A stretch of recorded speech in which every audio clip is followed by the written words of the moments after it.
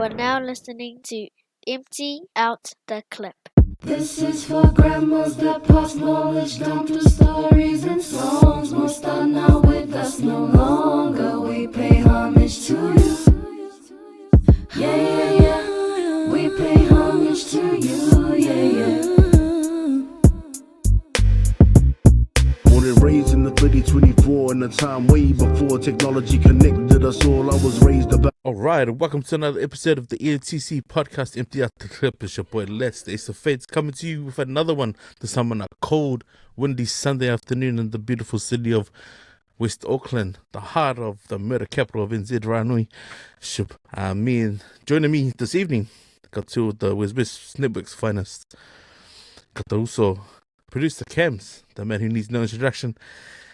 How's it going, Uso? Good, man. Good. Ready to chop it up with you guys. Nice. Good to see your face again. Then the man who needs no introduction. This guy is the king of the quiz, Mr. Lover, Mr. 50K, Mr. Heavy Hands himself, bro. The also Chucky Blue. Kaisar, what is up, my host? Good to see you, bro. Seki Uso, good to be here. So the butchers a preoccupied with entertainers this evening, but we'll get into some shout outs. Let's go, producer Camps. Yep, just shout outs to the usual listeners that tune in to the WesWes Network content podcasts that are all out there. Our sports ones, the 135 Footy Show, our NRL podcast, and our movie podcasts, the Channel 135, and the Late Returns film review, and Empty Out the Clip. And shout outs to you guys too for holding it down on this one here. My man. Yeah, first shout out. Happy Sunday to all the viewers. First shout out to the Lord Jesus Christ, our Lord and our Savior. Yeah, if it wasn't for you, we wouldn't have another day to hustle. So shout out to you. Also shout out to the brothers for making the trip over from South over to the bridge. Hopefully you guys bought your passports. They're still outside on the deck partying, being salty. Just over the Crawford and Canelo fight, so good match. So haven't had a barbecue in a minute. Shout out to you guys, and shout out to the rest of the families. Shout out to our viewers. Hopefully you guys having a happy Sunday. That's me. Take it, boys. Got a heavy long list, man. But first shout outs to the Usos. Sending some messages back and forth. Hope you get your house back on track, course. And like we've always said, man, always work on yourself and try and get yourself healthier and better, bro. And hope to hear better things coming your way. And yeah, hopefully you're coming through your health struggles at the moment. Then another one's to my boys Brandon and Dolo and Alfred. Didn't catch up this weekend, man, because of the Palestine marches going over the bridge. So we postponed that. Hopefully we tee up another time this weekend. And then a couple of condolences, man. Condolences to the Simon Armani and his Ainga. And if I don't know that these guys are going through. Yeah, man. Wasn't present with you guys. And then to my brother, man. I lost my brother on Friday night. And massive condolences to his wife Dora and the kids. And to all our Atahu family over in the west of Sydney. Yeah. Pretty devastating. I mean, such is life, man. I just hope I can find the time and get the time off work to go over and bury my brother, put him to rest. And my last one's to all the viewers, man, and those who connect with us via comments and even just encouragement through private messages, and especially to our one of our strongest members of our Facebook page, Mr. Phil Yobati, man. Appreciate the content and the love that you show for the network and our pod, man. I know you've been day one ever since we've jumped on YouTube. Seki, those are my shout outs, man. So you can catch more of our content on iHeartRadio. You can also find us on Spotify and Apple. You can also find our YouTube channel. Producer Ken's uploads each week. You can also find our Facebook page. It's a private page. Send in your questions to answer the questions, and hopefully security will let you in. Thank you, boys. It's been a tough one for myself. Emotionally, just reminiscing about my horse, especially because Father's Day was just last week. But chucking it over to you, Chucky. How's the week been, Mosul? I'll be honest with you guys. The speed bumps are smoothing out. I mean, I can't complain. Ever since June 16th, it's a hard one to get off the calendar. But just walking through the storm since June 16, and then coming out the other end. They say the calm after the storm, right? Well, bro, this is the calm after the storm, so a little bit more left to smooth it up. I can't complain. It's good. It's brought the best out of me. So I'm blessed. Every day's blessed, and just got to make value of time and how we deliver it each day. So yeah, and this is my time here, delivering it here on the WesWes Networks on the podcast. But condolences to you too, Leti, to your loss. It's not easy losing a family member, and hey man, prayers go out to your ainga and to your families, New Zealand and far and beyond. So yeah, we'll tip the best stuff I drop for you, bro. So yeah, that's me, man. Yeah, same goes for me too, man. Condolences to you and your family, Let's, and yeah, man, it's hard when family member leaves. Words can't express, but if you've been through it, you know what it is. But yeah, man, it's always that time to reflect and yeah, man. I had a alright week, I guess. Work is just work. Same old. Nothing really exciting. But I did drop two podcasts this week. Dropped 2 episodes of Channel 135. Episode of Chief of War.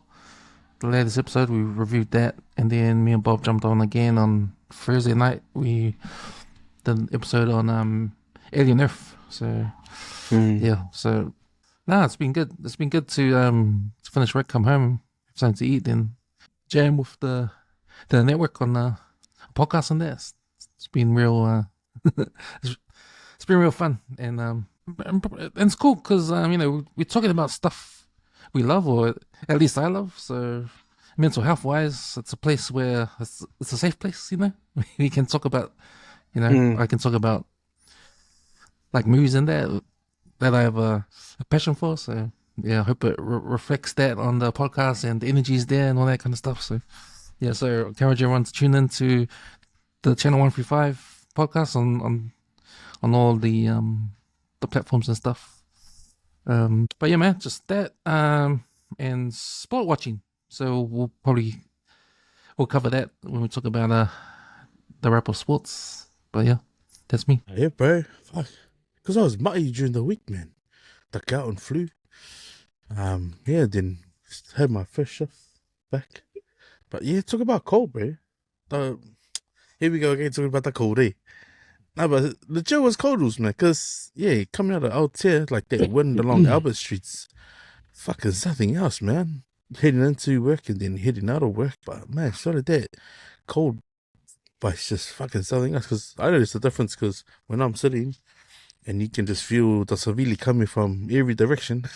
And then when you finish your work and it feels like it's warmer up in the air, well, goes to show, man, like how cold it is underground. Like, that's what I found, anyways. But now, yeah, going into work, man, I got the news that my old mate, my bro passed away, and I don't know, because I don't know if I would have mentioned it, but a lot of that stuff was a bit stale, and I haven't spoken to my bro for a while, and now it was just, I'm grateful for good workplaces that, because I obviously run control and just told them the news.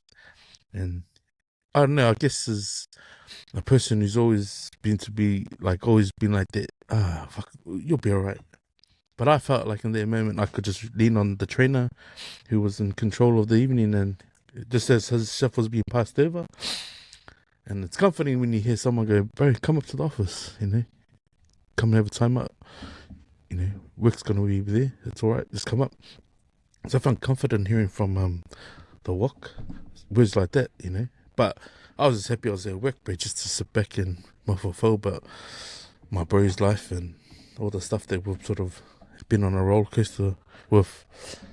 Yeah, it's funny, man, because I was just talking me back to living with him when I first left school, and just over this past few days I've just been downloading a whole lot of songs that reminded me of him, and yeah, sad to only live 51 years have grandkids and not be able to walk any of his girls down the aisle. I think that's the biggest clutch breaker for me, and like in my chest.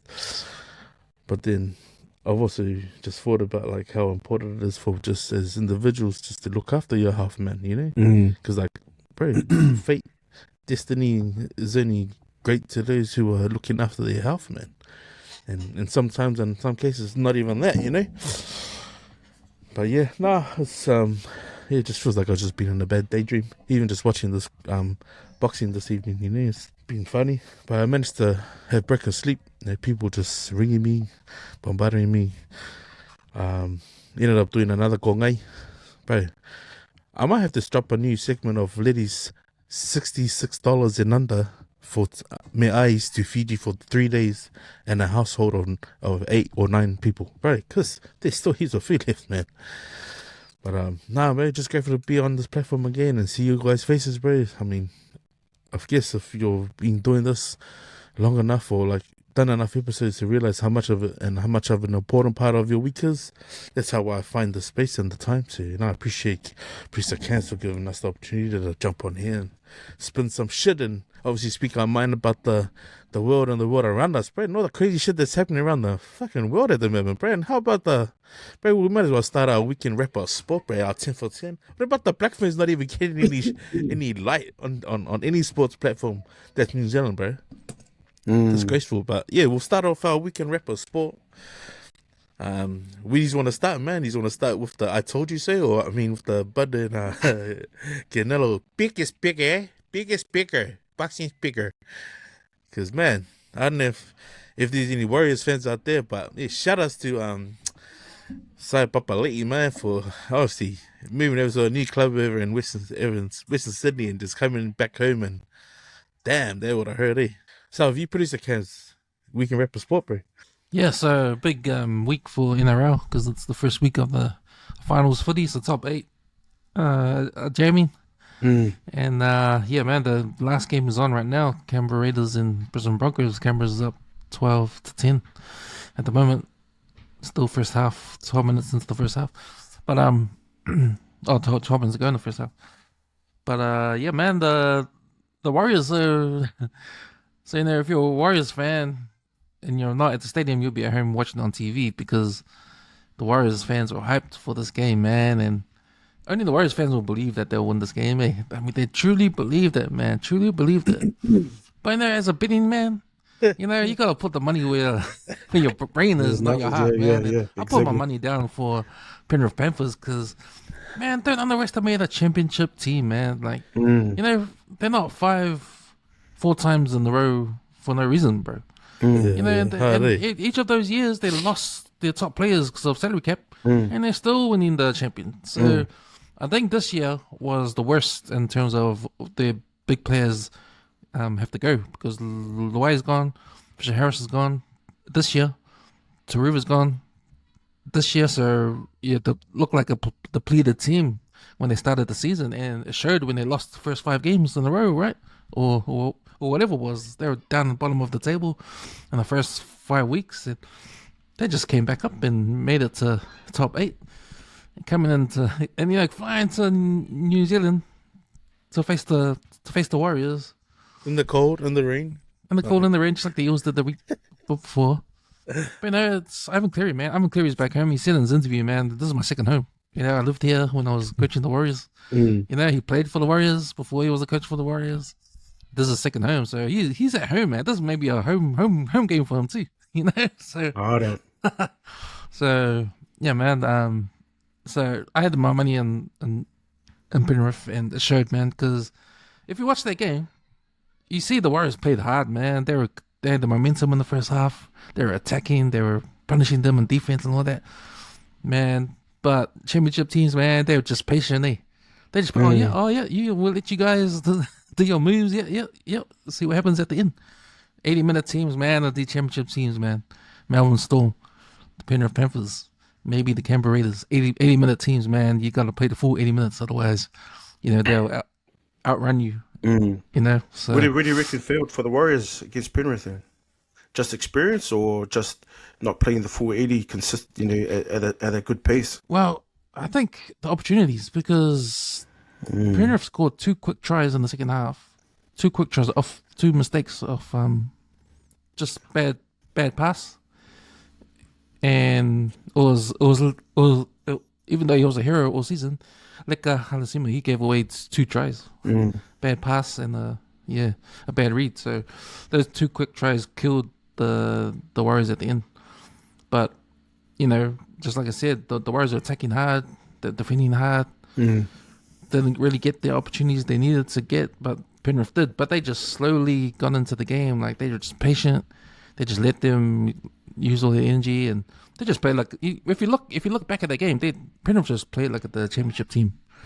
So it'll be interesting what happens next week when Penrith go up against the Bulldogs. I think because the Bulldogs lost their first game against Storm, but they're in the top 4, so they get a life.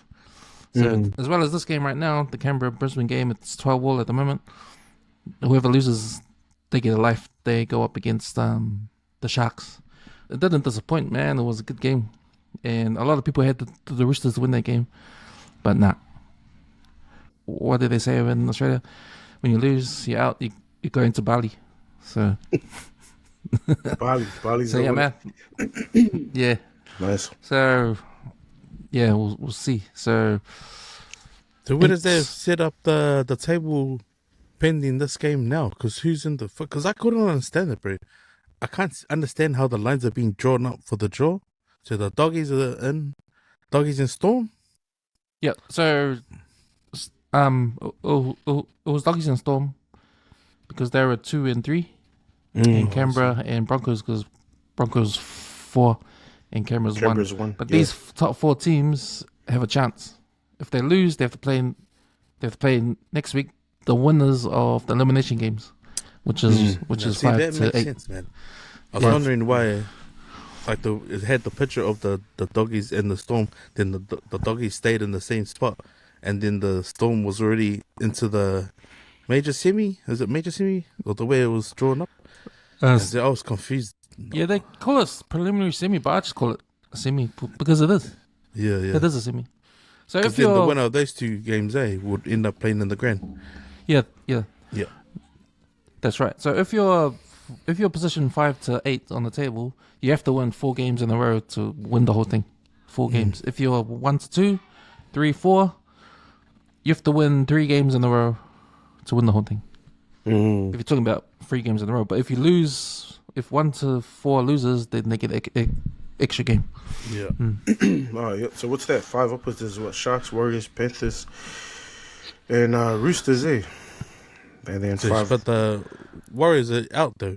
Yeah, the Warriors are out, and the Roosters are out. Roosters are gone. Yeah. So next week it will be, I think it'll be Bulldogs and Don't say it. No, they might be gone from the competitions. Bro, the way we'll be tracking with the flu and shit. Damn. Yeah, man. That and we can't go past the All Blacks. Like, well, this is Razor's legacy now. The only coach with the worst loss in history of All Blacks. Since All Blacks started in 1901 or something. What was the difference? Was it 30 points? No. Was it 33 point difference. Yeah, man. And it was the second half. Second half, South Africa just ran away and just blasted them out. But it was interesting because I don't know who did the schedule, but Sky TV overlapped the All Blacks game and the Warriors game by an hour.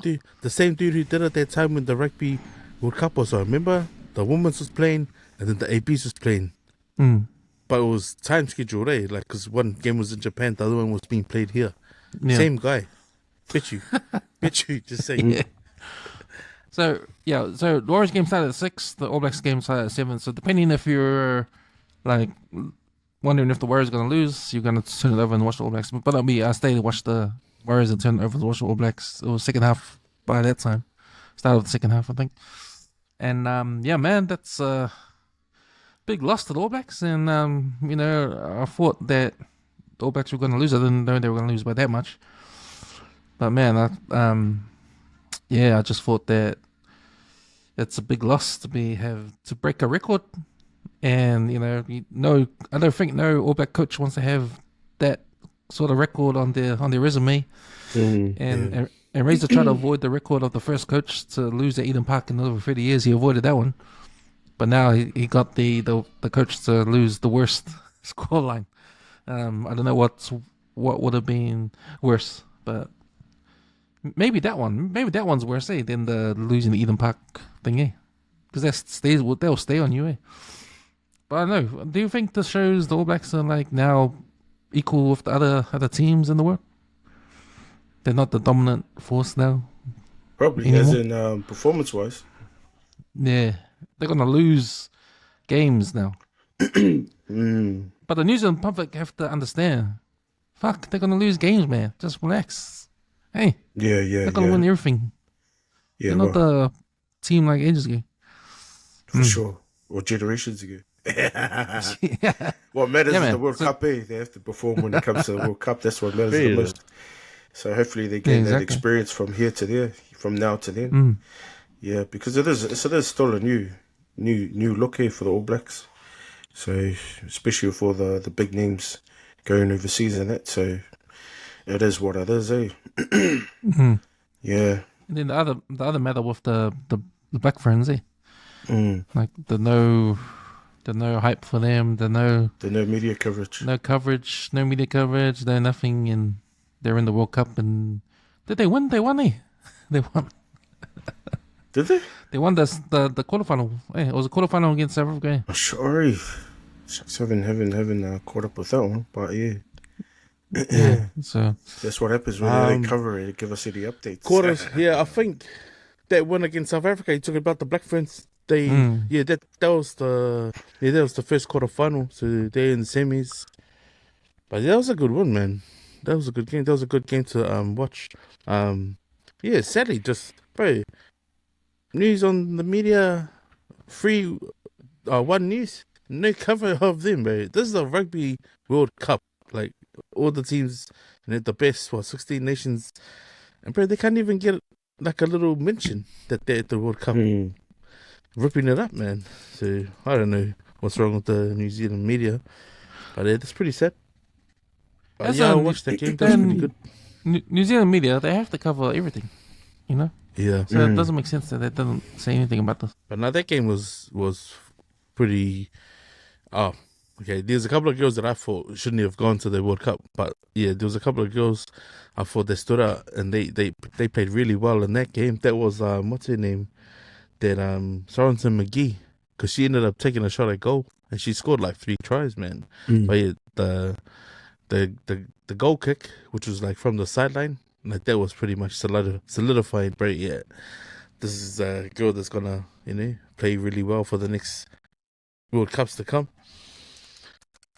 And then I think it's Maya Joseph, the Jamie Joseph's daughter, the halfback. She got her first start, which is pretty crazy because she's in form, but because of the breakaway of the 7 girls playing in the Black Ferns now, she sort of hasn't been able to get in. I don't know whether it's because of form or favoritism, but yeah, she played against the Box, but she played mean, man. She pretty much charged the ball down for their first try, and then McGee scored, and then the other one who's just standout player of the tournament for me, in my opinion, just from the highlights that I've been watching, is Georgia Miller, bro. This is the Palangi Gengi that I put at 10 at the Mona Pacifica all best of all time, If I was to pick a team, I put her at first 5, but she's playing number 7 now.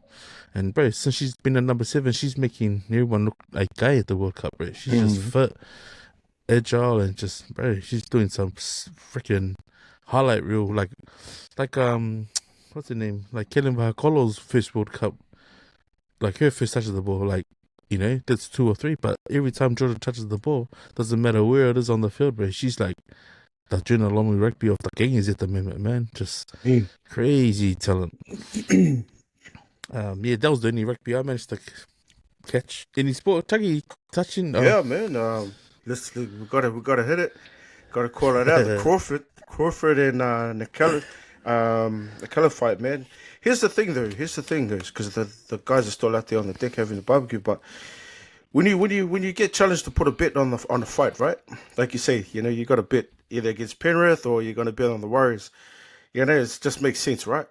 But it's hey, big shout outs to the promotions, to the fight, boxing. To have that fight is actually another historian for this generation, for this time. Why? Because boxing's back. in Las Vegas. Look at the crowds that came in, eh? Look at the superstars. You haven't seen superstars like that since the Pacquiao fights, since the Mayweather fights, since the Tyson fights. Bro, it's been like fucking how many years? You know what I mean? But back in Vegas, so shout outs to Saudi Arabia boxing, man, and the promotions, Dana White, for actually investing to bring that back, because that's just opened the flood doors now to bring it back to Vegas or to bring it back to states, you know, at a huge mainstream promotional level. But here's the thing: when you get chance to put a bet on something like that, right? Here was my bet originally, $5, right? $5.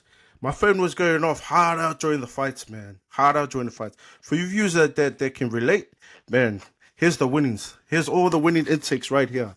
All 50s, my man. All 50s, man. That's why the boys are all salty, mate. So, job done, man. My phone was going off. Now my phone is quiet. Why? Because I got to collect from those guys that be calling me and nagging me and teasing me, mate. So, man, when you put your money where your mouth is, man, you got to make sure you do your homework on all the specs. My man. Yeah. Did you pick the round, or was this straight head to head? Nah, I was just head to head overall, man. The overall Man, win. you tell your friends Draw or to lose. stop chasing rainbows, bro.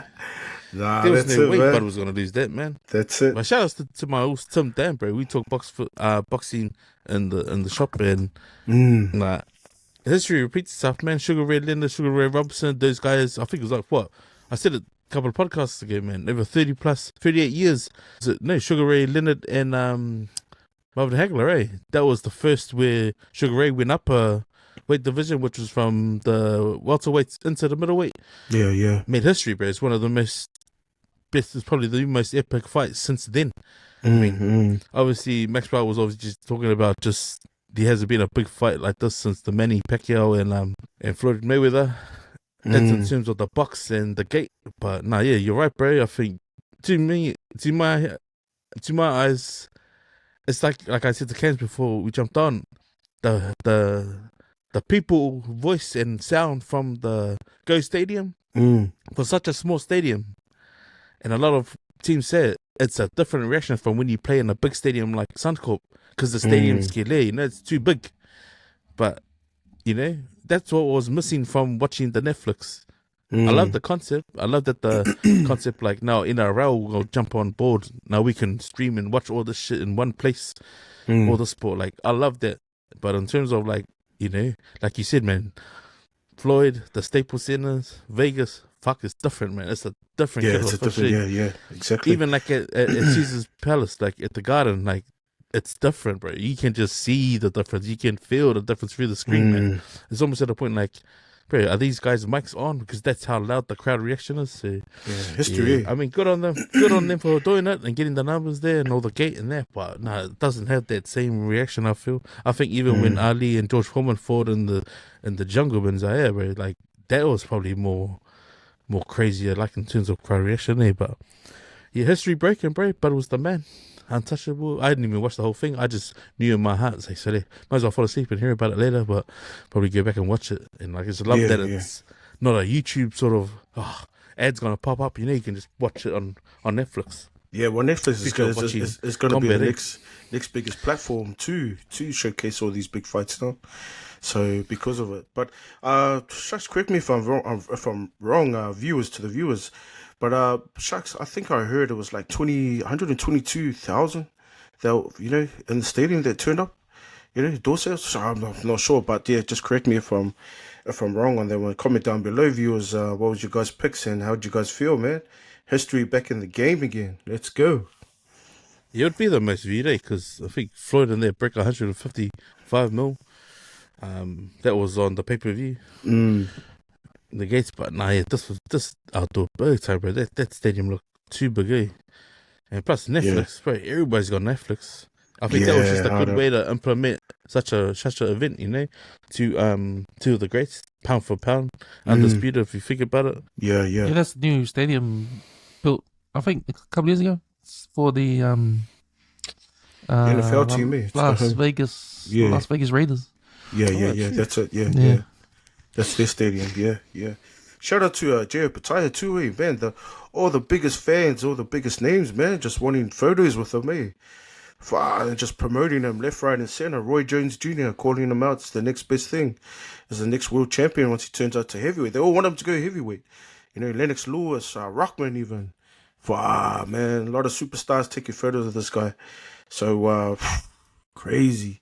Get them up there, man. Get them those big fights. Thank you, man. We'll just touch on, I don't know if he's caught that Nolan Turtle, the Silver Fence coach, still down. Did any of you guys manage to read any of that? No, okay.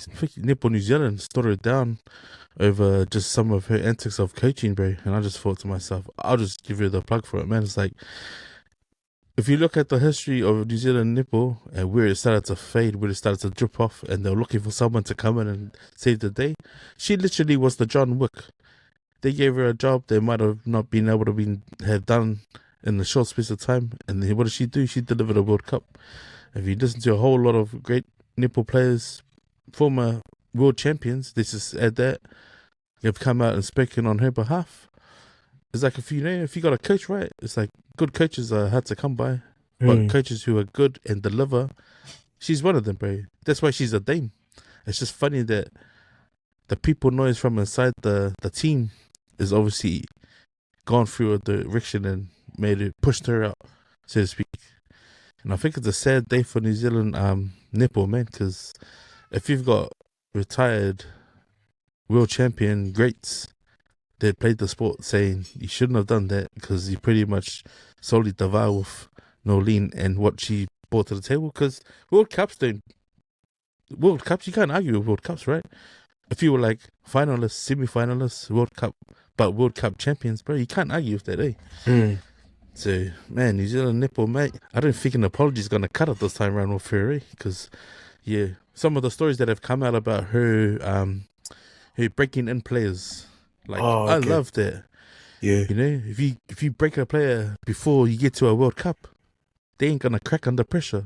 And some of these new generation kids put under the pump, can't hack it, start complaining, want to write a letter, kick it up. Might want to get someone to look at health and safety, but whether the shit's right, like, come on, man.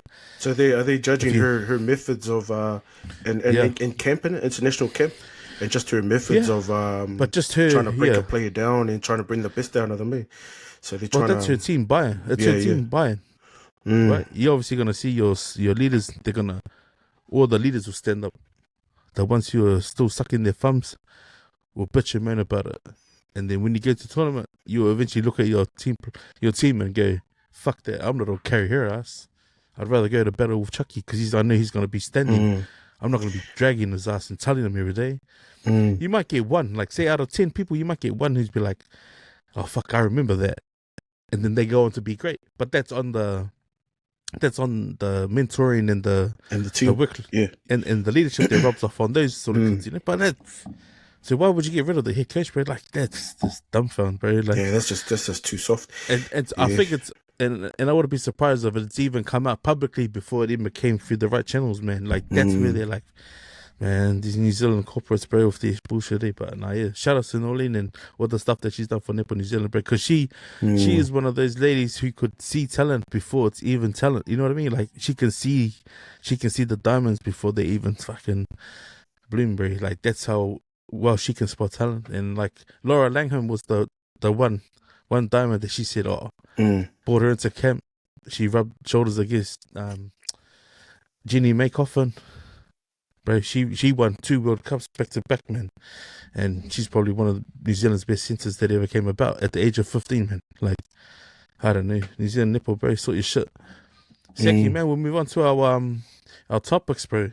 And man, what a week to be spammed with a whole lot of bullshit on people's posts, bro. I'm gonna say it the way it is, bro. Whole lot of people just caring about some dude that lives on the other side of the world as if he was like your family member or some shit like that. I don't know, bro. I hate to sound like a guy, but hey, it is what it is. Who are we breaking down first, boys? Are we breaking down? Oh, actually, we'll do the bus incident first. Yeah. So the Ukrainian kid murdered on the bus, man, and a whole lot of people just sitting there acting like nothing happened. I don't know, I wasn't there, but the footage was live. The footage was there for the world to see. And then for the first time in a long time, you got a reaction from a lot of people saying, nah, people need to watch it. That's the first. People need to see it because this has now become the norms, right? People are just sitting there looking at their phones, looking at the screen. Something literally is happening in front of them. So the metaverse has not become real life, but it's happened just in front of your real life, like in real time. Crazy. I don't know if you guys saw the video. I know Cam's posted it, but No, I only got to see it when Cam's posted it.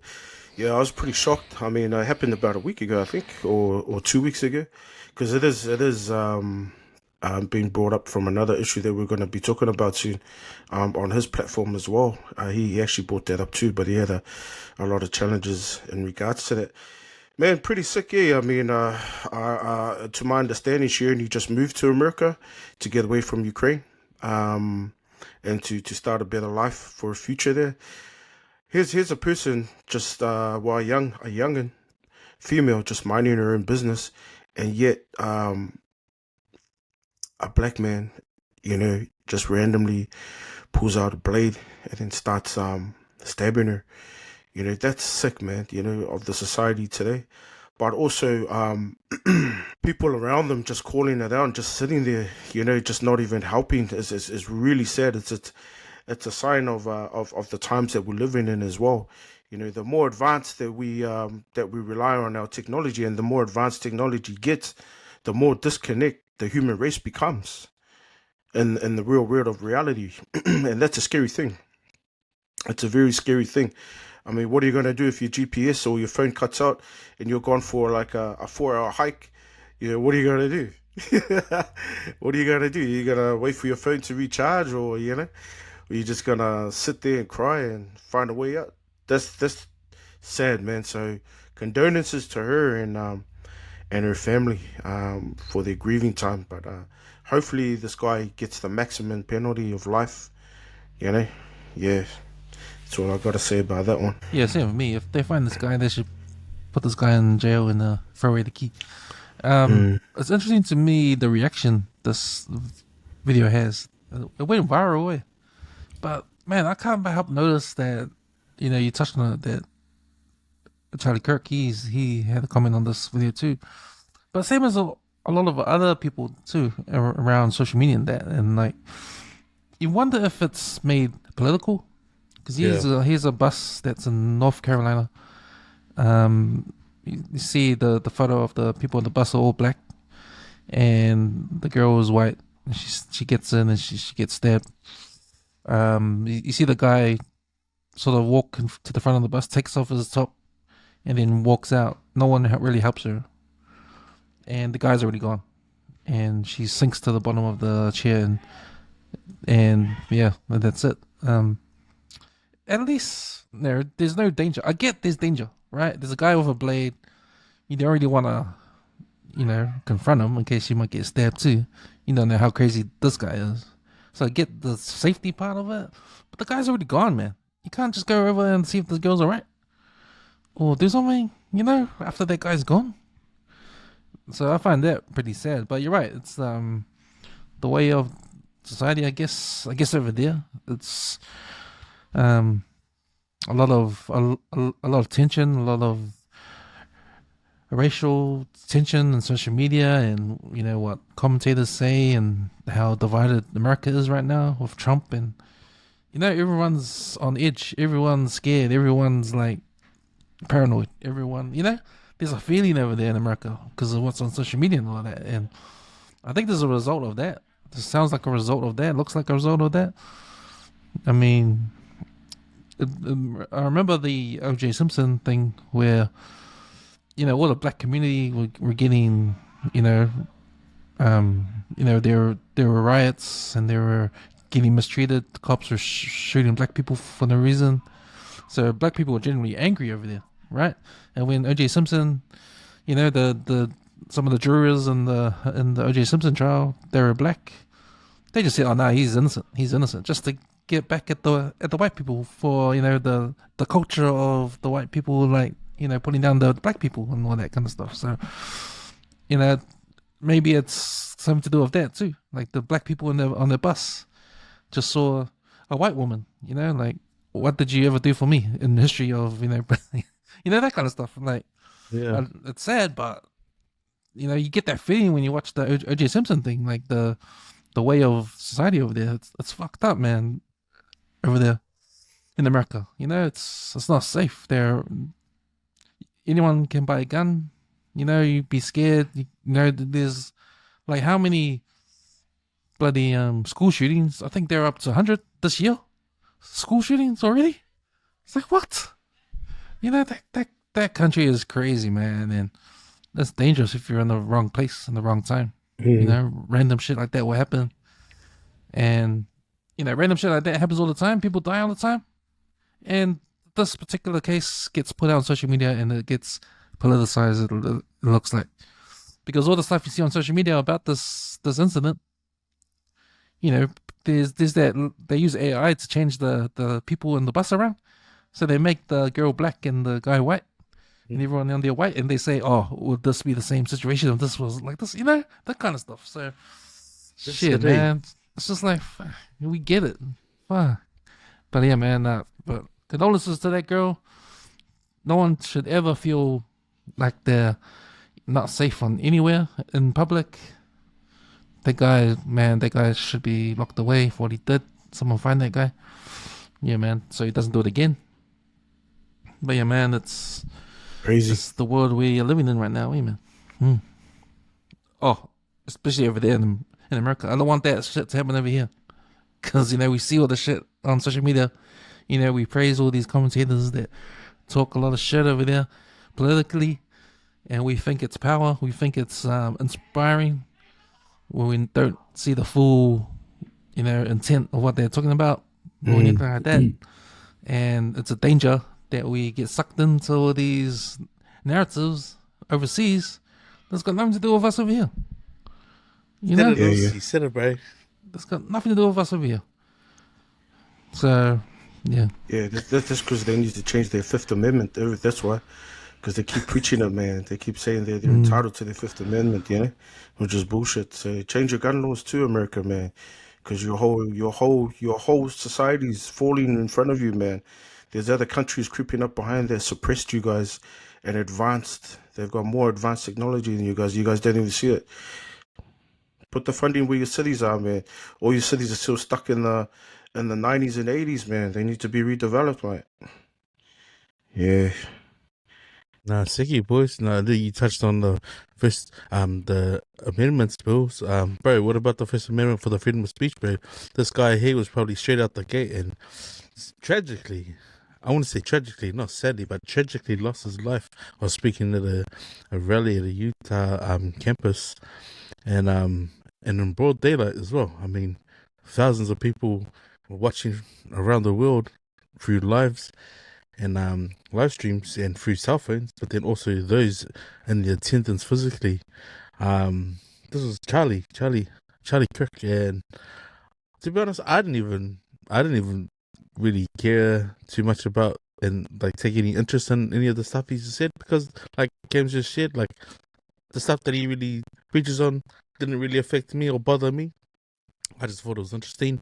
Obviously a great person at debating, but yeah, unfortunately and sadly lost his life. 31 years old, 2 kids and a wife, and I guess as a dad and a father, you don't, that sort of stuff that you don't want anything, you don't want to happen to any of your close ring of people, and or family members. But yeah, this guy was, I'll be honest though, this guy was pretty out the gate, man, especially on his religious path and when he got into it. But man, you click enough reels, man, the algorithm will obviously understand the way you think and lead you to see a whole lot of stuff that make you think like, yeah, this guy was an egg, But start with you, producer Cams, bro. What do you make of the news of this guy getting shot in broad daylight, man? And what are your thoughts about him? So his death actually made him real famous.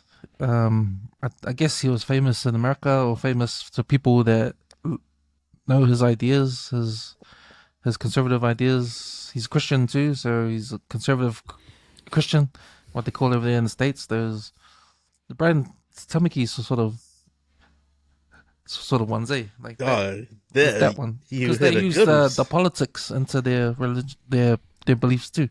Like they're not afraid to mix politics into Christianity, right? Yeah. So he's a commentator. He's what you call over there in America a political commentator, and there's a lot of them over there in America. I don't think there's any here. I don't think you can make a living, or because they actually make a living over there. You can choose a side. You can choose a side. You can be on the left. You can be on the right and start a podcast, start a platform, and start talking shit and get heaps of followers and then heaps of money and you start your platform. So there's a lot of these, especially in America, because there's a lot of people there, a lot of money to be made. So he's got his one. So Charlie Kirk, I think it's called USA something. I forgot the name of it. Turning USA or something like that. Anyway, so he started making a name for himself with his sort of right wing rhetoric. So everything that you hear over here, like if you compare it to what David Seymour says, the stuff David Seymour believes and ACPA, all that kind of stuff, like it's usually that kind of stuff. It's on that kind of same level, right? But he's a Christian. So what I've seen on social media, like a lot of Islanders have posted about him after his death, about RIP to this guy, and all that kind of stuff because he's Christian and all that. And yeah, I get it. He's Christian. So, and I get he got assassinated. No one should be killed by political violence. That's if you're mad at someone because you don't like his beliefs and you have to go and shoot him, then you're weak, man. Like, fuck. That's why it was all conversation. Like, you have a conversation to try and sort things out, not get mad and So there's that, right? So I don't condone any of that kind of political violence, but doesn't mean I like this guy. Like, I did not agree with like most of what he says. He talks a lot of shit to me that would come out of David Seymour's mouth. With race relations. There's a lot of things he says that I don't agree with, and he brings up all these stats and all that kind of stuff to suit his narrative. So there's that. He talks about, I had my friend from Samoa. He posted up. I just saw his post. He posted up a story with a Charlie Kirk interview. He's talking about how I think last year there was those wildfires in Maui, in Hawaii, and Charlie Kirk was blaming it on how Hawaiians believe in like the god of fire and the god of that kind of stuff, and that's the reason why there's the wildfires happening over there. So it's kind of like he chooses. He's got his beliefs, but he chooses evidence that suits his beliefs, right? So he'll pick anything that suits what he thinks is real, right? So yeah, he's not. Yeah, I think he doesn't have any sort of understanding for other people. I think that's a secret to having a society where everyone is safe, like with no racism, nothing like that. Everyone has to understand everybody. Everybody has to understand a different culture. Once you understand a different culture, you have a different understanding of how to react to those people, right? And he doesn't. It seems to me he doesn't have any of that because he just puts them down. So that's all the stuff I've seen when I watch his social media, his videos that come on. There's nothing he says that's got to do with understanding anyone else with the problems that needs to be solved. He's not solving any problems. He's pointing out what the problems are, but he's not giving any solutions. So, yeah. But Chuck, you got any Shucks, I'll have to agree to disagree, boys. I'm on the right winger side, mate. So I followed a little bit of this guy on in 2023 actually. So I used to follow him quite a bit, but majority of his issues, is American based issues. But he's a right winger, American right winger. Yeah, I mean, for me personally, much respect and much love to him. Charlie James Kirk, a respectful man of faith. I can't there's, to me personally, there is a message within the message, and everything that he says is based on numbers and facts. I mean, to my understanding, there's a positive outcome in everything that he debates on. He's a political activist. He's a media personality, and like I said, he's a man of faith. But to me personally, with a lot of the stuff that he debates on, because it is a debate entertainment platform that he's on, but it's issues that's mostly based on America, like with U.S. involvement, immigration history, Christianity, past, present, and future, and challenges left party and mainstream media as well. So the thing, some of the stuff I disagree with, but majority of stuff I can hear the message and I agree with, simply because he brings out issues that the mainstream media cannot bring out and don't want to bring out, or too afraid to bring out, or just he's not controlled. So he promotes freedom of speech, and to my understanding. What has he done for our people? How does it affect our people of Polynesia on this side of the world? Because he has huge following. He's loved by a lot of Americans, followed by a lot of Americans. But globally, he's also got millions of followers as well. And why? Because he brings out issues where politicians can't bring out, or where mainstream media. So he calls a lot of them out, and he brings it onto the table to debate. The thing about this guy is that he not only has an audience of the older generation, but also the younger generation. And this is where the flaws happen, because the guy that took him out is only 22 years old, and at the end of the day, that's a generation that relies purely on what is right, and what they think is to their understanding is right as well. To me, Charlie James Kirk, he brings it out. He knows how to play the game. He knows how to play the numbers. He's factual in everything that he puts out there, and he gives the platform, he gives the generation a chance to actually speak up and debate against what he's saying. But when they try to get to him, because they know that he knows the numbers, he knows the facts, he actually catches a lot of them out. You got to look at it too. The left wingers, when they have campaigns or when they have rallies, only 50 people turn up. When this guy, right winger, Charlie James Kirk, man, he's got tens of thousands, 50,000, thousands of people that turn up to his rally. There's a reason why. They brought race relations into debates. They brought Christianity into debate. When they try to belittle his issue, they always bring up him being a Christian. Why do you believe in Jesus Christ? He actually tells them, well, that's his choice. He believes him, and he promotes Jesus Christ, saying that he's a savior. He died for our sins. When he throws the answer back to them, they say, oh, they're not a believer. He shuts it down and say, well, that's your choice. Let's get back to the issue here. The issue is, for example, one of his best debates was on universities. He thinks universities are a massive scam.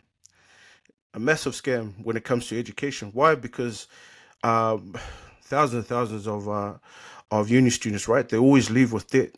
But did they get their full merit of dollar of education? Did they get their full attention, and so on and so forth?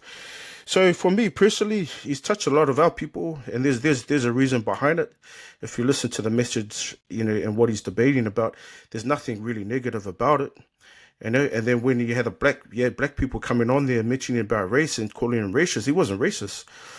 At the end of the day, that those dues and debts are paid from guys like Malcolm X, all the black leaders. They really paid for that. Otherwise, they wouldn't have a freedom of speech of today. Otherwise they wouldn't have an education today. So for them to live in the past, it just sounds like they're depressed. For those that want to live in the future, then you got to be pretty anxious. And anxious is a good thing, because you can't live in the past. You got to be present. And if you keep on mentioning the past and the present, then that makes you depressed. You're stuck in the past and you weren't even born then. And you have a choice to talk right now. And that's what I love about him, because freedom of speech. And like I said before, don't hate the player, hate the game. And he plays the game really well. And I like picking off his brain just for those simple facts, because a lot of those tips that I've learned from him has helped me in the system as well. And he's not about and mentioning Christopher Luxon or our PM or whatever, they got nothing against this guy, man. Those guys will probably won't even be in the same room with him. They'll probably be intimidated. Why? Because he'll probably bring up something more factual against these guys. You know what I mean? Who would I trust? I'll probably trust Charlie James Kirk compared to our PMs and our, National Party leaders. Hands down. So big ups and respects and condolences to him as a father, as a son, and as a Christian man of faith, and condolences to his wife and kids. Yeah, man. That's me. Sicky boys, I'll probably just I won't add my 5 cents into that yarn, but I will just say like, just you touching on that, like how Chucky just the stats and facts and stuff. Like, I probably watched one debate that he had, and it was about the DUI and the credibility of people when they go into places, and he used the race card, like saying, like if it was set for Palangis or white Americans, then it was set for African Americans and Asians. He said, why does the black culture get at this an advantage over them? Like saying, but he referred that to the NBA, and he was talking to a black kid. It'd probably be the only time that I've heard one of his arguments, and for like, okay, I can almost agree with it, but then I get what you're trying to say, but maybe the deliverance of how you've worded it and the fact that you're using race. Because he talked about how, if we all go for pilot licenses, or you happen to be Samoan, you end up, okay, so you don't need the full max of credits. You can be 300 short, you'll still get in, become a pilot. That's how he was referring to the NBA. He said, if we start doing that with the NBA, but now that the NBA is like more than 80% black, he said, now let's do the reverse thing. Let's make everyone white. He said, this is the talent of the NBA be depleted. I mean, using an example like that with a debate with a young kid, I think it's different. Because he doesn't, like, to me, he doesn't understand culture in terms of what we know as culture. Like, just to touch on how Ken was talking about it, it was like, unless you're immersed in it. But he's just obviously just talking at stuff that, he feels that he needs to address, or he wants to pick, because he has a platform. That's the difference. If he didn't have a platform, he probably wouldn't have that following, right? But obviously, he knows that he's good at playing the game. And like, his platform and his reach is probably bigger than and widespread. But that's crazy. And that's why I said, like, he picks his arguments to fit his narrative. Definitely. Because that argument about the NBA and all that, he's talking about DEI. He doesn't like DEI because you're not going to get the best qualified person in their job. Yeah. Right? That's a valid argument, right? So what's the solution to that argument? He's not giving any solution. Like, okay, the thing is, okay, we need more black people in this industry. Well, we're going to find the most qualified black people. Well, you got to get them through education. You got to make sure these black people going through the education system to get to that level. It's not picking the next black person off the, off the list to get this job, because what if they're not qualified? Yeah. Right? Yeah. So that's the problem. But the solution is to get them to that qualification. Yeah. And also keep them engaged to still want to pursue that as a career or be part of that. So, I mean, I guess the way some of his videos and that are snippet are just to create attention and for us to get in there and want to watch more of his stuff. You know what I mean? Because he's obviously he set it up like so. It's either way, bait, either way. Like for what you guys just said, that all comes underneath the umbrella of exphobia attitudes. So if you guys look that up and then see the debates on that, then that will answer you guys' questions as well. Because that comes underneath that umbrella.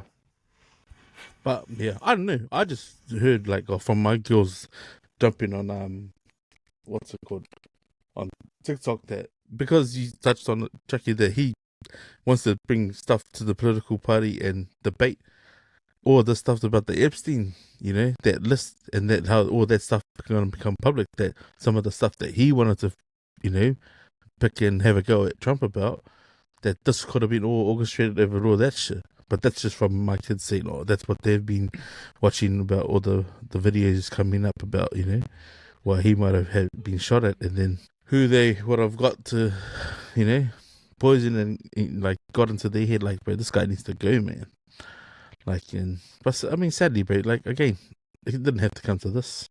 Mm. You know? No, it didn't have to come to this. But at the same time, in America, what the problem with American politics is it's too far left and far right. There's Yeah. nothing in the middle. In between, And that's what's yeah. wrong with it. And people like Charlie Kirk, people like Candace Owens, people like all those other commentators that are not politicians, but have their own platforms to talk about political stuff. Yeah. You know, they make a lot of money and they talk all that stuff to gain, you know, following on those two spectrums of the political scene. So, yeah, the far right, I don't agree with. The far left, I don't agree with. There's nothing in the middle. You know, for me personally, I'm more in the middle. You know, I can pick some of the right and use it. I can pick some of the left and use it. But when you follow these people, there's only one way. There's only one way. And if you don't agree with any of their views, then you're not part of their group. And that's the problem with American politics right now. It's too, like, either one side or the other. You know, and yeah, that's why you get all this trouble in that. And I might add, like, Charlie Kirk, he's all into, like, he's pro guns, right? And it's just interesting to me that he got killed by a guy who shot him when he's pro guns, right? Guns. Is that karma or what? I don't know. But Sicky, man. We'll wrap that up. Comments corner. It is not here, but producer Cam is gonna read some of the feedback that we've been getting on our YouTube channel. Eh? Over to you, Yeah, man. James. yeah, man. So usual shout outs to Valima 49. Our usual a commenter comes on. So Miracle. Always giving us some love there. Shout outs to you. And Oliveira, he had one talking about what have we been watching. So he said, yeah, with the movie Insights, what a crack up chat. The movie Jaws was epic, and the bro Chucky said that every generation that seen Jaws was traumatized. Facts. And mentioned after watching the movie Conan, who dressed up like Conan. After watching Rambo, I used to go shopping to buy an army jacket. Facts, guys. Crack up chat. So shout outs to you. Yeah, and then we had our interesting top 3 of wrestlers that transitioned over to be actors. So Volume 49, he's come on and said, just on the actors rating, the Dwayne Johnson being number 3. The Rock's acting in WWE shows how good he is. Nobody ever handles the mic before and after The Rock. I would say that's a pretty good point, eh? Yeah, that's a good point. I'm gonna agree to disagree. That's acting within the WWE. Name another person who could do a Macho Man full time. No one. That is the elite of the elites, is Macho Man. And don't even go there. I'm telling you. And wrestling in this house, in my house, Miracle, it's not fake. It's not fake, man. Wrestling is not fake. It's real. So the fact that The Rock, he can't take that, you know, he can't think about everything he's done apart from Faster. Man, he didn't even say much in the movie. Anyone could have played that. Yeah. Action. I mean, action hero. Arnold could have done that. You know, anyone could have done that. John Cena could have done that. That's what I'm saying. We're talking about the catalogue of his acting skills. We'll see once we've seen Smashing Machine. Enough. Thanks for the feedback. Nah, Seki. That's is it. that it? Was any... Yeah. That's it. So comments corner for this week. We got local sport and news. So shout out to the Auckland Rugby League. They've actually come up with a region of origins tournament, and that's pretty cool the way it's been broken up. It's been broken up into north, south, east, and west. And I think my assumption is that they're gonna pick a Auckland team to represent Auckland at the Nationals. And I'll read out some of the results just from the week 1 of their tournament. So the under 13 girls, Auckland North played Auckland South, and Auckland North won 36-8. Then the 14 girls, Auckland North 8-26 to Auckland South. The under 13 boys, Auckland South 18, Auckland East 20, Auckland North 12, and Auckland West 30. So shout outs to Leo Kaihau. I know he's an old boy from Charleston who coaches the Auckland West team. The under 14 boys, Auckland South 20 to Auckland East 6, and Auckland North 0 to Auckland West 64. To shout out to Souls and also Leo with the results of that game. Just a little way of just a little bit of understanding of how they put that together. So the West team is made up of Bay Rascal Vikings, Glenora Bears, Territory Roosters, Waitemata Seagulls, Point Share Pirates, and Newland Stags. So that's how they put that team together. The East team is Ellerslie Eagles, Howard Hornets, Uruhu Leopards, and the Otara Scorpions. The South team is Mangere East Hawks, Maneroo Marlins, the Papakura Sea Eagles, and the Manukau Magpies. And then the North team is Marist Saints, Mount Albert Lions, Northcote Tigers, Richmond Rovers, and the Glenfield Greyhounds. So shout out to the Auckland Rugby League for putting something on like that in terms of trying to put rep footy together. Man, rugby, bro. Open up your IT books and take some notes from the rugby league, because I know this is driven from the Warriors and their development and to capturing the talent within the school grades. So they're doing awesome stuff, man, with the stuff that they're doing, and it goes to show, man, the results. It's in the results, man. The Matthew Harold and the SG ball, and look at like guys like Dimitri coming up. Man, it's all in the talent. And just in the local news, just carrying on from that Kaya story from last week, 3 other guys have been arrested in connection to the murder that took place on the Mother's Day Mother's Day weekend, Guy, obviously 15-year-old in Hastings lost his life, but 20-year-old was charged for withholding, and then 3 other individuals aged 15 as well have been arrested in connection to the murder of him. And yeah, man, what a sad way to lose your kid, man, the week before Mother's Day. But there's a video footage on what conspired the night before Kaya left his home, and just wishing his parents all the best, and hopefully they're finding closure in the loss of their boy. But yep, that's our local sport and news. Nice. What you guys been watching, man? What's been on the browser, Chucky? Watching, man,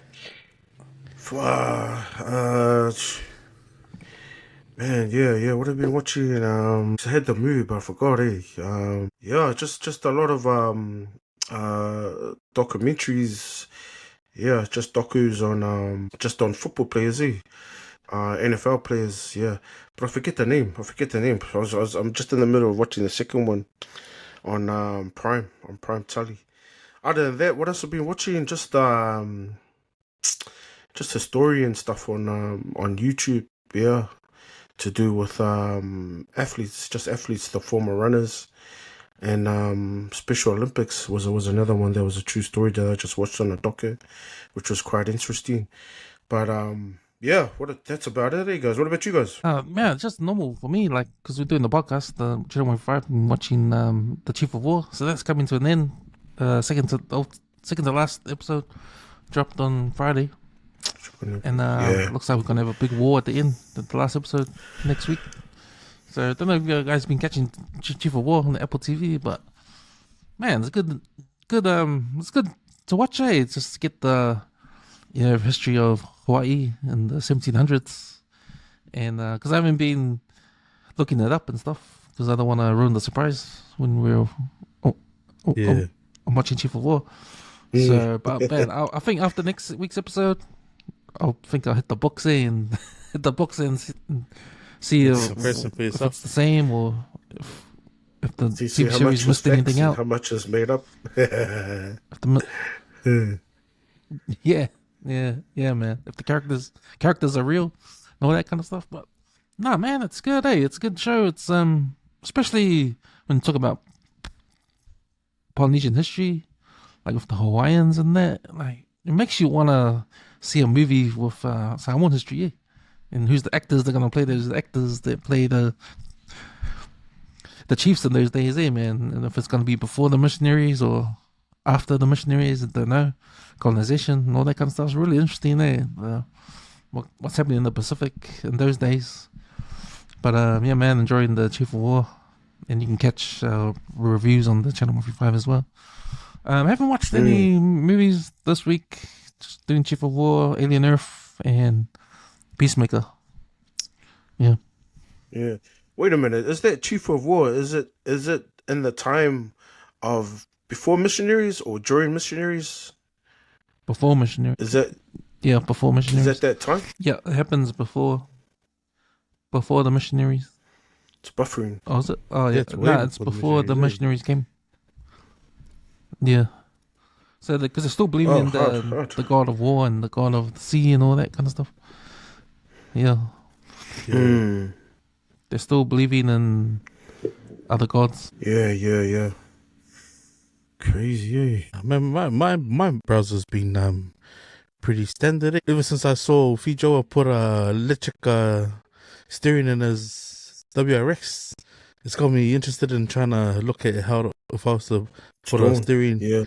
Yeah, put one in my old man's car. And going away from the power steering pump. Yeah, did a bit of research on it. It's like a lot of guys doing Priuses and stuff with old school cars. But then fuck, that's almost like cleaning the engine bay out and mounting it to the steering column and like obviously housing it close to the firewall and that. But I'm like, that seems a bit too much effort, eh? Yeah, and like without getting it, so it was modified that you gotta go get it certified to, and get it stamped on your car. So now I've been looking at that. But remember I was talking about last week that Dead Ahead. Don't know, man. You gotta watch it, man. It's on TV, is it Plus? And shucks, it's good, bro. Ehua, bro. Ghosts, bro. Don't say the G word around your whānau. It's called Ehua, bro. So obviously these are spirits. But I ended up getting mad in my daughter because we watched episode 4 and 5. But because they're only like 22 minutes long, man. So when you watch it, it literally just does a recap and then you're watching the next one. And Sole, man, the last 3 episodes right to the end, Sole, beautiful finish, bro. So I know there's another season coming. But it's all to do with like I don't know, to me it's almost like a beautiful Shortland Street telling story of Ihumato. When the developers come in and then family make backdoor deals with the developer, but it hasn't been signed off from the whole iwi, you know what I mean? And then it goes to war. It's almost like that, but just with a family. And apparently because the nana can see the spirits on the other side, like the tupuna, how they say they call themselves kaitiaki of the land. These are the living residents. And they say somewhere in like, the obviously the way they chant Māori, like Bese and that, they say your tipuna will be watching over you as guardians as well. So they're your guardians in this life, but you can see them. Like whenever you might need them, they will appear. But bro, the way it's come out in this story is man, shin shivers up your spine, eh? Like when you feel it, because like I saw it, and because I've lost my brother, it's my mum's birthday today, and man, it's just like, man, because my mum was big on like seeing stuff like that, like seeing the signs, reading the signs, make sure, but yeah, I just thought, fire, what a wicked way to end the first season. So yeah, shout out to the producers of whoever filmed and recorded that, man, because I was like moved when I watched it. That was the only thing I wanted to watch. I haven't watched the Time I Turned Pretty yet. I got 3 more episodes of that. I know that season wrapped up. I know a lot of people on Insta been asking what happened at the end of that. Yeah. Easy. We've got a couple of quick question opinions, and these are from posts that have been put up on our Facebook page, and we haven't had time, or we've obviously missed them. But a couple of weeks back, Tana posted about Samoan rugby, man, leaving their lapisi in the Mangu car park. Like, give you a couple of minutes to spam that, man. Who wants to go first? Was it Auckland Rugby, Samoa? Yeah. Nah, looked disgusting, eh, when that guy was going around the camera and plus in the playground with the kids are playing and stuff. It's like, come on, man, you got to be more responsible than that. Isn't that why do they have to drink outside? Isn't there like a proper place for them to go drink, like in the club rooms or something? Man, disgusting, eh? From Auckland Samoa footy. Man, you gotta pay respects, man. You can't seriously go around doing stuff like that and expect to be respected, because that's the sort of stuff that's gonna be you're gonna be disrespected, you know. So all those pizza boxes, all that alcohol that your team they just dumped there, you know, after a hard footy game is not a good thing, man. Sharks, do better, you know, have the right attitudes, and it will start from your organizers, your management team. Get it together, lads. You know, it's not good, you know, just showcasing that in a public space, and it's probably alcohol-free zone anyway, and being in a reserve park. So if you want respect, you got to earn respect. But if you keep shitting on negativity that in the community, you're going to be disrespected in a big way, especially when you're walking around carrying the name of the Auckland Samoan footy. So do better, guys. Do better, man. Change the whole attitude. Start from the top and then trickle it down to the bottom. That's me, lads. Bro, let's talk about that 100%, bro. Like, it's one thing to go to the council and apply for all these Malay permits. So you're gonna have a tournament running between these times, but fucking sora tala pisi, bro. Shout out to the guy who took upon himself to record it and spam them, bro. Like, shame on them, bro. And even those supporters, man. Think about it, man. If you go to the Makawhanga and Samoa, you don't take your lapisi there, leave your lapisi at the beach. You fucking take it home with you, bro. That same rule applies here in New Zealand, man. Go kusai, man. Fire out. Bro, that makes me embarrassed, bro. I mean, I went glamping with my family that time for my daughter's birthday. I took rubbish bags. You know, I took my lapisi. Why? Teach your kids, man. You go somewhere like that, somewhere nice. Take your lapisi with you. Don't worry about them. There's no council. They come onto this private land to come bring their lapisi. You know, even though we're paying to stay there, but I mean, all the way out in Hanui or Hanua, I was like, bro, what's the bit they have to really dip in all the way up to the couple of k's up to the road? Like, make it easier for them, man. Take your lapisi with you, man. Doesn't hurt. That's why you pay land rates and taxes and shit. Come on, man. I love it, eh? Oh, I got one more, and this is an old lady prank. I don't know if you saw it, but there's an old lady. She got pranked, right? And Kameki goes and taps her on the shoulder and says, "Hey, you dropped this envelope of money." And she's a colored lady. She then smiles at this guy, grabs the money, and goes, "Oh, sorry, my stupid husband. He dropped this money." Little does she know, the coupe is fake. But he's like, "Oh, can I just have $100? Because it's obviously stacked with $100 bills, but it's fake money." Opinions. If that's happened to you, or you were doing it to someone, are you judging them on their character there and then and asking for more money? Or are you taking the piss and carry on recording like this dude?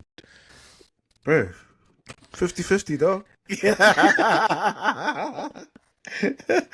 Let's split it, mate. 50-50, mate. Nah, I don't. Oh, man. Yeah, I'll probably in good gesture, man. Just, you know, give it back, I suppose, eh? But if nobody's looking, it's in my pocket, dog. What about you, Kevs? Yeah, I'll give it back. Wink, wink. Yeah, no. Crazy. Now, we got a quick memory lane. The Chucky just touched on road runs, man. And you know, it's funny, man, because I always wanted this guy, but I once used to run from Ranui to Glendine. What an idiot, man.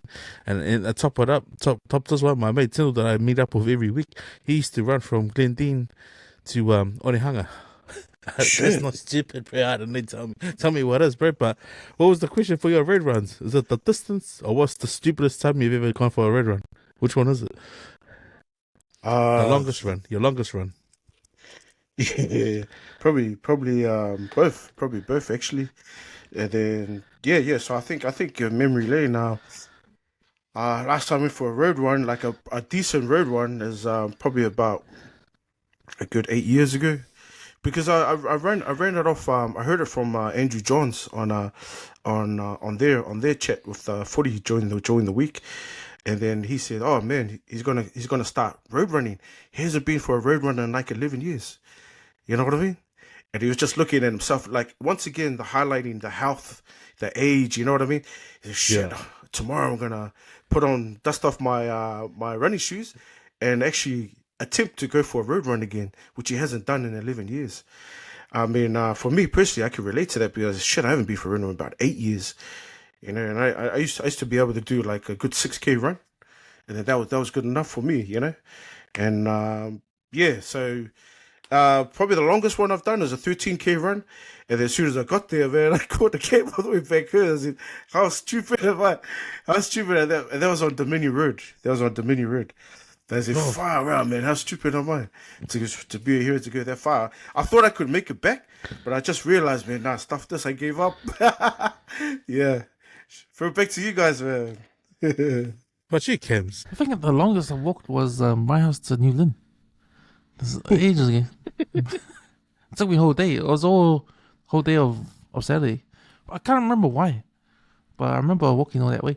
When it comes to road runs, I remember, I used to live in Kingsland, and I used to do the track where you go on the bike track, you go right down to Western Springs, cross the bridge to Western Springs, the motorway, then go down and then follow the motorway back. But there's that park. I forgot the name of it, but you can go alongside the motorway going back towards Bond Street, and then go up the bridge, Bond Street, go across back up to Kingsland again. So that was my like morning run. Me? Well, when I used to live there. But yeah, man, I remember those beat the feet days, eh? No car, just catch a bus, beat the feet, eh? You got no money, just walk. There's a whole generation we used to beat the feet parties, eh? Yeah, man. Yeah. Think about parties. I mean, in terms of red runs, probably it's been 7 years. 2018, that's probably when I did round the bays with the boys, and we walked it, but we started a bit early before the runners came. But yeah, we walked about 9Ks. That was 9Ks. Got to the end, got on the bus, and then tried to walk back, and we ended up getting picked up. But no, yeah, bro, the parties back in the days, bro, like the furthest party we've already walked from was up at the roundabout, maybe top of Dumbuck to Kelston. It's a long way, man. I saw it. I think we were probably horsed at the party, and by the time we got to the BP Swanson Red, bro, it's sober as, bro. Yeah, man. Not wearing dress shoes or chucks and beat the feet along Swanson, bro. Tell it. This is stupid. We were back in the day, yeah. That's the party adrenaline. Party adrenaline. Yeah. Just the game update. Canberra Raiders 28, Brisbane 26. Oh shit! Good game. 5 minutes ago. 5 minutes ago. Yeah, good game. Yeah. It's just a couple of Fia Pokos for the weekend. A couple of them are old. The one of Reece Walsh drinking out of the toilet. They reckon there's a new form of recovery to recover the muscles. They reckon if you just toilet water, just give it a little drink. Now, I don't know whether he was taking the piss. And I feel sorry for his club, man. But if they lose this game tonight, it's because of that sort of shit. Who the hell's going to go drink out of a toilet? New or not new, eh? What the hell, man? That's his I know recovery. some of these humors, these kids laugh at it. Oh, man. I don't know whether he took some creatine or took some freaking Ivalea cream. Fuck. But that's Fia Poko of the week, number one. Number two is a guy on the train, man. He's obviously practices voiceover that great that he's told everyone that the train's gonna stop at the next stop. That's gonna be the last stop. And you just look at the video, bro, and watch how many people get up to get ready to get off the train. It's classic. Well, an Adelaide MP has put two men on blast after they used a portable speaker inside a train to trick passengers. Boasting about the prank online, the pair replicated an announcement telling commuters the Seaford line service was terminating when it wasn't. Attention railway passengers. This train will be terminating at the next stop. Please take your belongings with you and mind the gap. The Transport Minister pointing out that people may have been left stranded by the prank, including elderly passengers. Right. I said, man, your face in the digital era is just one of those. It's a footprint, Ivaleas, bro. That's not. Yeah, but it is pretty smart though, using a speaker to make it sound legit. Gives them that much. And this last one here, bro, is New Zealand, only NZ And it's they'll just obviously stop in the car and doing I'm gonna inspect your vehicle to make sure that it's road safe. But if you know New Zealand roads, oh, pray there, you might as well say we're in a war zone, bro. Because some of the roads and the potholes that I've driven ever slowly at, The news article way. Oh, this one. yeah, it looks like the hole is so big, it looks like a swimming pool on the roads. But yeah, I just thought like, what the heck? Yeah, it's not. New Zealand's not Samoa where they got full drives every other house. Land Cruisers Yeah, it's and full It's a drives, pothole. Dodge It's a pretty Rams. big pothole. Yeah, it'd be deep enough for my son to get alien. But check it up to you guys, man. Pick out Fia Poko of the week, guys. Who's yours, Chucky? It's probably the speaker intercom. Yeah, that was a pretty sad one. That's next level shit. Especially feeling sorry for the elders, so probably that one.